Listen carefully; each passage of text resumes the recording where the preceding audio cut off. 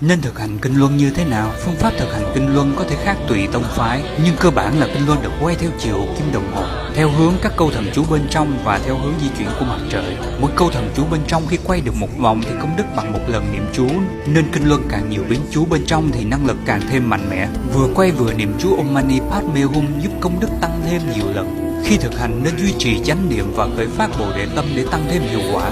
Nhưng kể cả thực hành một cách vô thức cũng mang lại lợi lạc không thể nghĩ bàn. Trong nhiều pháp tu mật truyền, hành giả sẽ hình dung các câu thần chú quay quanh các nadis và luân xa. Quay kinh luân là phương tiện trợ lực trực quan hữu hiệu để phát triển khả năng này của hành giả. Vậy ai mới được dùng? Om Mani Padme Hum, Om Mani Padme Hum, Om Mani Padme Hum, Om Mani Padme Hum. Utsule Shivara